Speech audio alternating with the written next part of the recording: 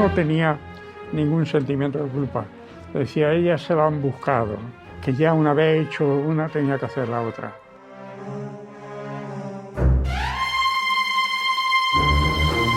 Lo que tiene en la cabeza, pues digamos, es de un depredador. Quiero decir, es una persona que tiene en su mente que va por todas.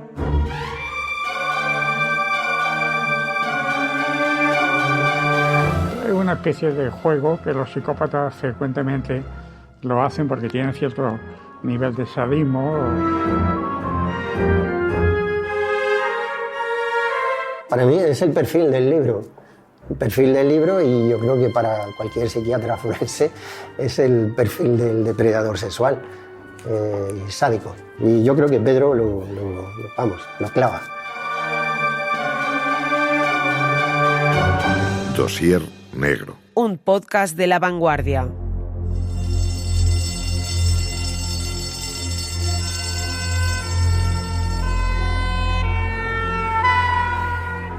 Barrio de Bellvitge, Hospitalet de Llobregat, octubre de 2004. Las alarmas sonaron en la central de bomberos. Incendio en un piso de Bellvitge. Los equipos de emergencias acudieron inmediatamente. Los técnicos descubrieron que el fuego tenía varios focos simultáneos y que en el interior había 2 víctimas mortales. Eran 2 mujeres en habitaciones diferentes, pero no habían muerto intoxicadas por el negro humo que vieron los vecinos. Era evidente que no. Hubo que avisar inmediatamente a la policía. La escena con la que nos hemos encontrado ha sido como una de la película Seven, dijo poco después un experimentado Mosso d'Esquadra. Todavía con el estómago encogido, recuerdo la escena. Ferran López, comisario de los Mossos d'Esquadra. Recuerdo entrar en un piso que tenía 4 puntos de fuego, el más activo estaba en el comedor, el que había quemado más. Recuerdo el piso, negro, lleno de agua, y recuerdo sobre todo a las 2 chicas, una en cada habitación, en una escena que los que estuvimos en el piso nunca olvidaremos. Una estaba vestida completamente y la otra estaba semidesnuda. José Jacinto Pérez Jiménez, comisario de la Policía Nacional. Y bueno, con numerosas heridas de arma blanca y atadas con ataduras y amordazadas. Y recuerdo que una de las compañeras incluso pues había sido introducido pues un consolador por el recto. Y para ello le habían cortado los pantalones vaqueros que tenía. El comisario Jiménez habla de compañeras. Sí, lo hace porque las 2 mujeres asesinadas eran miembros de la Policía Nacional en prácticas. Los Mossos fueron los encargados de la investigación. Los hechos habían ocurrido en una demarcación de lo que entonces era zona de despliegue, pero por deferencia profesional invitaron a los colegas de la Nacional a añadirse al caso. Se creó finalmente un equipo conjunto. El mismo día del crimen, el 5 de octubre del 2004, los investigadores encontraron la identidad de quien muy probablemente había sido el autor de los asesinatos de Silvia Nogaledo, de 28 años, y de Aurora Rodríguez, de 23. El monstruo se llamaba Pedro Jiménez García, de 35 años. Se trataba de un agresor sexual multireincidente que no llegaba al 1,60 m de estatura, pero físicamente era muy fuerte. Hacía muchos años que estaba encerrado, pero aquellos días había obtenido un permiso penitenciario.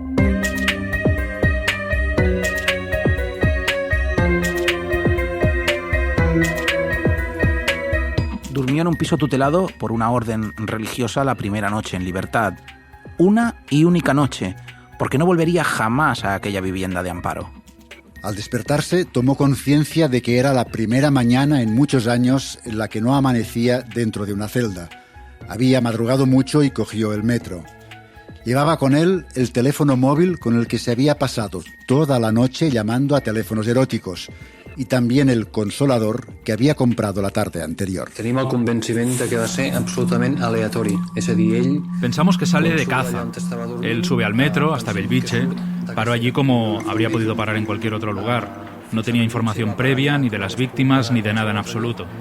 Se detiene, da unas vueltas por la zona, esperando alguna víctima que a él le pareciese fácil, hasta que desgraciadamente encuentra a Silvia, que volvía del trabajo, y a partir de ahí se desencadena el resto del caso, pero Tenemos la convicción que de ningún modo estaba planeado, ni tenía información de ellas, ni nada en absoluto. Fue totalmente aleatorio.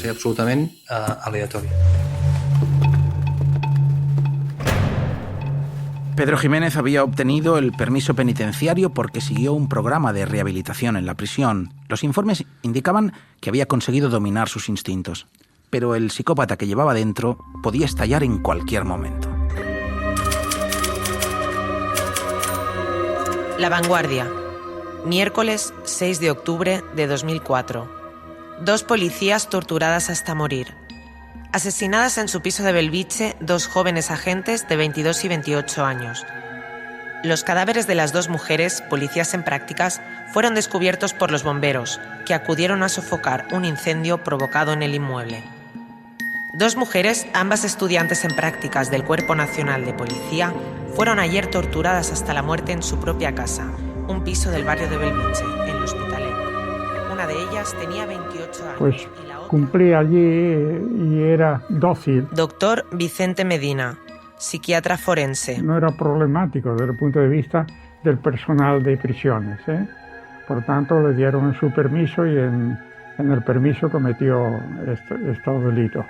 El psicópata es incorregible, ¿eh? Porque de esto puede que mantenga su actitud a socializarse, ¿eh? Pero luego es víctima de esa personalidad impulsiva y agresiva.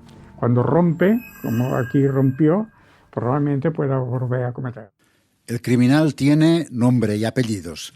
Su rápida identificación se obtuvo gracias a una distracción del propio sospechoso que resultó clave para acelerar la investigación. Después de haber violado a una de las mujeres policías y haber asesinado a ambas, se quedó un buen rato deambulando por el piso. Pensem que ella es canvia de ropa cuando pasa... Él se cambia de ropa antes de dejar el piso. Marcha con prendas de las chicas porque se había ensuciado las suyas de sangre.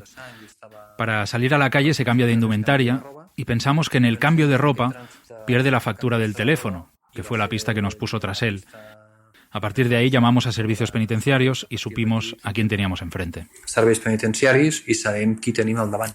Se tiene que saber todo cuanto se pueda de este individuo. Esta fue la prioridad de los investigadores desde aquel mismo momento. La familia, los amigos y todo su historial se le tenía que encontrar. Sí, el modus operandi que me refiero, que ya fue lo que nos hizo sospechar que cómo podía haber sido toda la dinámica que se pudo producir en el piso de las compañeras.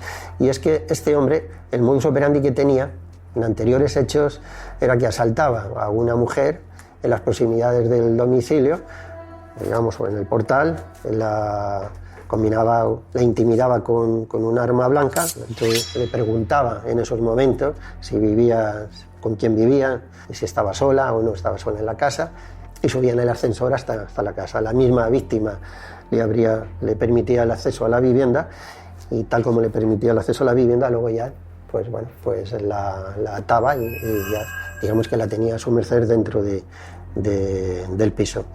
Y más o menos eso fue lo que pasó, o al menos así lo creen los investigadores cuando el depredador abordó en la calle a Silvia Nogaledo y consiguió entrar en el piso, obligándola a que abriera la puerta del domicilio. Puede ser que hubiera cierta resistencia en el rellano. Y esa discusión, que hay algún vecino o alguna vecina que en esos momentos dice que se había, a lo mejor, una sobre las llaves, o quién tenía las llaves, pues pudo ser que fueran comentarios, a lo mejor, que en esos momentos, en el momento de la entrada, ¿no?, de cerrar o no cerrar la puerta, o las llaves, quién tiene las llaves, que a lo mejor las voces que oyeron de mujer fueron las voces de chillando, incluso de la propia Silvia, ¿no?, de una mujer hablando de unas llaves, ¿no?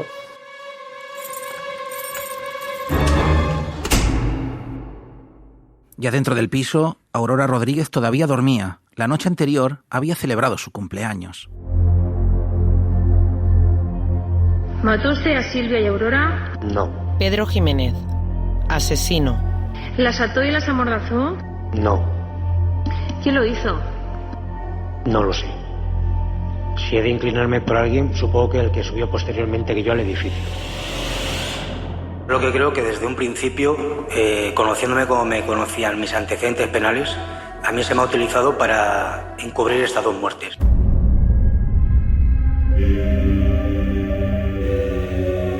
Pedro Jiménez no ha dado nunca su versión de lo que pasó y hay que recurrir a una reconstrucción de los hechos basada en indicios. Así que tampoco puede saberse en qué momento concreto Jiménez se dio cuenta de la condición de policías de las dos mujeres y de cómo este descubrimiento influyó en la cadena criminal. Pensem que no les va ayudar. Pensamos que no las ayudó y que si eso fue un desencadenante para que él pensara que después en la investigación lo podrían descubrir y que era más vulnerable con víctimas que eran policías, que si no lo eran, no puedo asegurarlo. Si me lo preguntas te diría que es un hecho que jugó en su contra. Jo diria que va ser un fet que va jugar en contra d'elles.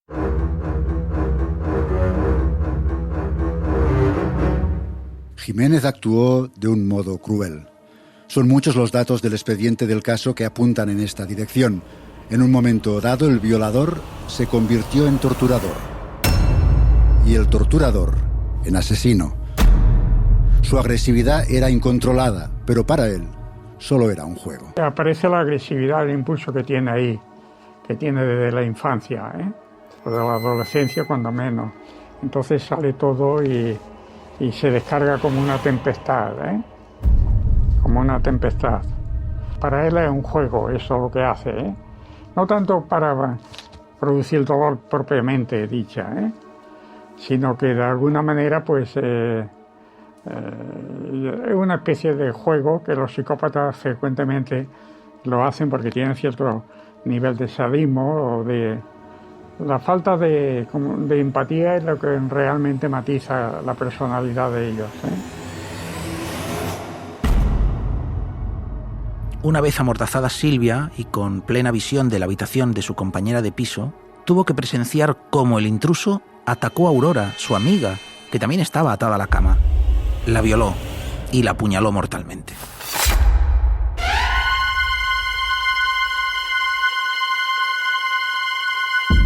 Después del primer ataque brutal, decidió cometer el segundo acto criminal. Mató a Silvia sin miramientos y después profanó su cadáver cortando de forma adecuada los pantalones y colocándole el consolador entre las nalgas.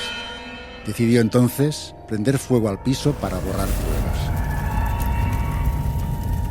Fue capaz de dominar a las dos mujeres sin que se haya podido saber jamás cómo lo hizo exactamente. Ens ho hem preguntat 1000 vegades. Nos lo hemos preguntado 1000 veces. Empezó con Pedro Jiménez amenazando a Silvia Nogaledo con un objeto punzante y acabó con 2 chicas muertas dentro del piso, agredidas sexualmente y asesinadas.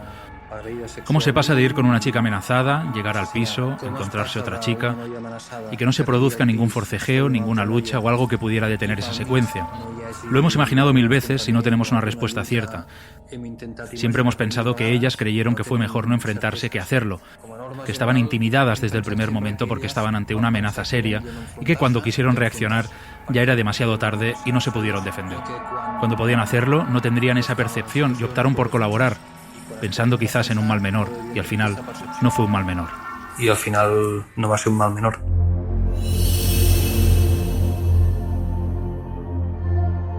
La personalidad psicopática de Jiménez le permitió actuar con una violencia sin límites y sin tener sentimiento de culpa alguno. En su cerebro pervertido, las responsabilizaba a ellas de lo que había pasado. Que tenía una personalidad psicopática profunda e evidente, y que esta personalidad psicopática reúne las características de agresividad, de falta de empatía, de falta de sentimiento de culpa. Él se justificaba, pero no tenía ningún sentimiento de culpa. Decía, ellas se lo han buscado. Él me dijo que hizo primero una y luego la otra. Que aquella fue a parar a un escenario de muerte.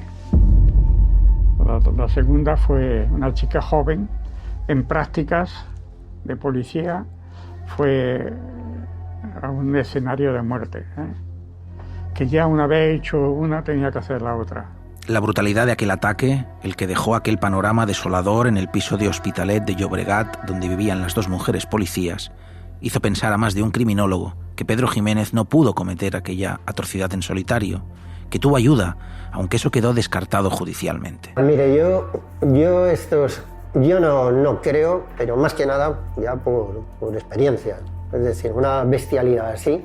Es decir, hay delincuentes, hay gente que bueno, de prisión, es decir, un atracador, una persona que se dedica al robo con intimidación, el crimen organizado, lo demás, pero una barbaridad así, yo creo que le da repelús hasta a gente incluso que sean delincuentes, me refiero a habituales. Hubiera aparecido en las grabaciones del metro, hubiera aparecido una segunda persona, es decir, antes o después hubiéramos visto una silueta o alguien que acompañaba a Pedro. No había ninguna persona que la acompañase, ni cuando intentó operar con las tarjetas, ni siquiera en las salidas y en las entradas del metro de Belviche, ¿no?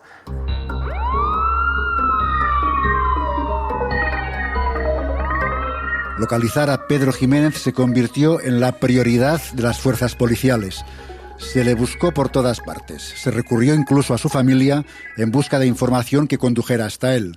Jiménez tenía 2 hermanas, sus únicos parientes conocidos. Hablo con ellas para que nos ayuden en la detención de su hermano, para que si él las va a ver, puesto que no fue a dormir donde le esperaban, nos avisen.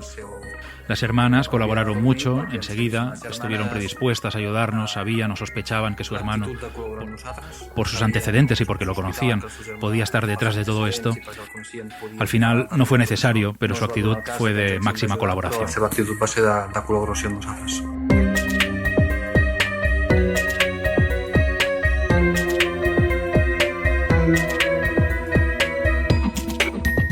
El contacto con las hermanas quedó en vía muerta, pero no la de un confidente que se puso en contacto con los investigadores y al mismo tiempo con la Guardia Civil, que no tenía nada que ver con el caso, pero que tenía abiertas las antenas. Fue, podríamos decir, una confidencia en paralelo. La foto de Jiménez estaba en los periódicos y las informaciones sobre el crimen llenaban páginas de diarios y minutos en informativos de radio y televisión. El fugitivo entendió que tenía que desaparecer. Tuvo la prudencia del criminal de no contactar con sus hermanas ni de volver por el piso tutelado. Todo bajo vigilancia. Lo que hizo fue buscar apoyo entre sus conocidos de la prisión y recurrió al marroquí Mustafa Kamal, alias el Turco, que vivía en Girona, en el barrio de Vilarroya. La vivienda fue señalada por el confidente y la Guardia Civil, sin comentar nada a los miembros de la investigación, acudió a la vivienda y detuvo a Jiménez cuando intentaba escaparse por una ventana. La Vanguardia, viernes 8 de octubre de 2004. Detenido el sospechoso de Belviche. Pedro Jiménez se había refugiado en Girona en la casa de un compañero de celda. El principal sospechoso del doble crimen robó la tarjeta de crédito a una de las policías en prácticas asesinada. Cuando intentó utilizarla en un cajero, fue filmado por la cámara de un banco.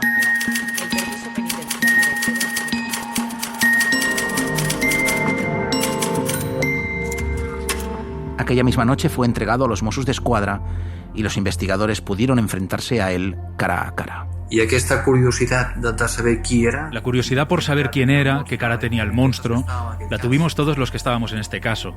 Sí, fuimos a ver cómo era esa persona. Era una persona inexpresiva, una persona que no mostraba ningún tipo de afectación por lo que había pasado, frío, te miraba, nos miró a los ojos sin apartar ni bajar la vista y ya está, fue breve y bastante decepcionante.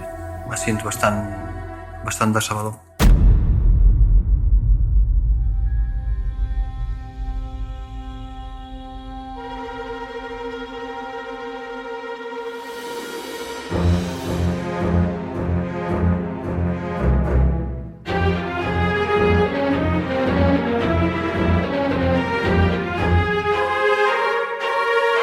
No tenía ningún sentimiento de culpa.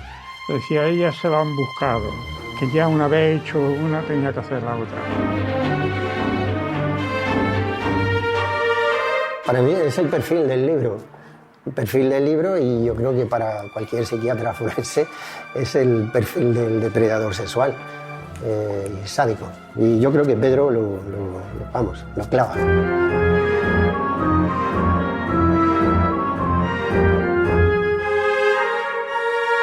Estos son los hechos.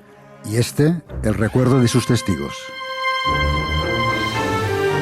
Guión y dirección: Enrique Figueredo y Pere Cullell. Diseño de sonido: Salva Coromina. Música original: Jorge Fernández Anrat.